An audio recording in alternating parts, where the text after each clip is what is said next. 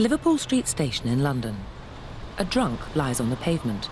In fact, he's our actor, Peter, but these passers-by aren't to know that. And since he looks the worse for wear, not critically ill, they ignore him. Helping would be inconvenient or even risky.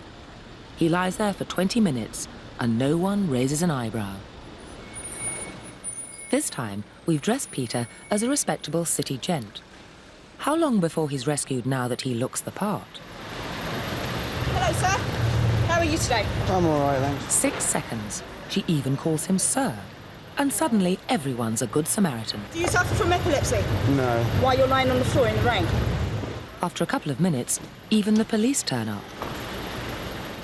I would just hate to be in his position of feeling ill and nobody helping and walking past, so I'd just like to check that he was OK. I thought, well, it's wet, so he must really be ill because he's going to ruin his suit anyway. Our actress Ruth takes Peter's place. She's not a drunk, but she's also not a city gent. How long before she gets help?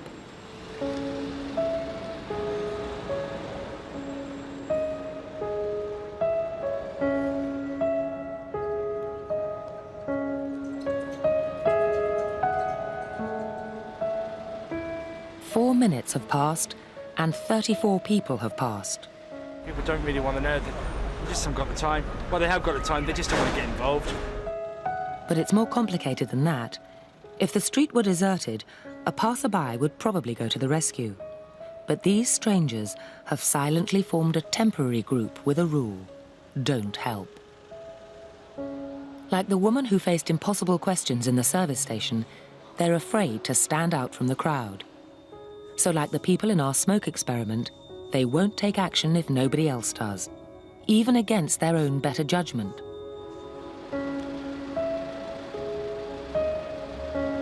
This woman, for instance, has clearly spotted Ruth, but she conforms to the rule and does nothing.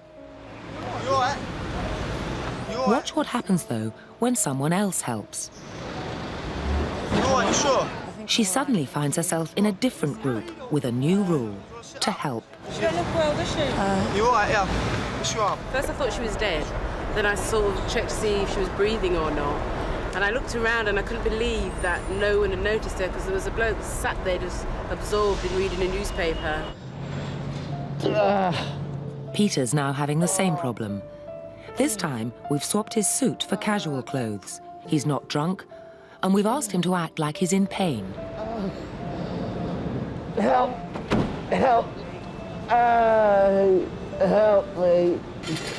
Please, somebody! Help me! Help me, somebody! Please help me! Help me! Help me! Help me! Please, somebody help me! Please, somebody help me! I got onto the tube and sat opposite a guy who threatened me. He'd obviously been sleeping rough and had problems, but he was quite verbally abusive. Yeah, I was with a group of mates one day. We've seen two fellas arguing. We've literally turned the corner, discussed a few things, came back, and that was it, they were fighting. I'd got up to walk away from him, he'd followed me, and he sat beside me for 6 or 7 stops, actually threatened to stab me. We've had a little discussion between each other if we should stop it or not. We decided not to, so we was on our way. And I was looking at the other passengers and looking at the guard on the carriage, hoping that somebody would help me. We should have really done something, because at the end of the day, how'd we like it if it was us? Nobody did anything on the tube. People just ignored me completely. When the guy eventually got off, then people came up and asked if I was OK, but during the journey they'd done nothing. And that's when the guilt tripped in. We really did realise that it was wrong what we did. How'd you do it? How'd you feel when someone's beating 10 times out of someone? I mean, it could have been me, you, anyone, but deep down we bottled it. It's always very distressing to watch situations like this where people are obviously suffering and no one's actually helping them. But what we have here is two conflicting rules. One is the rule that we ought to help, and the other is the rule that we ought to do what everybody else is doing.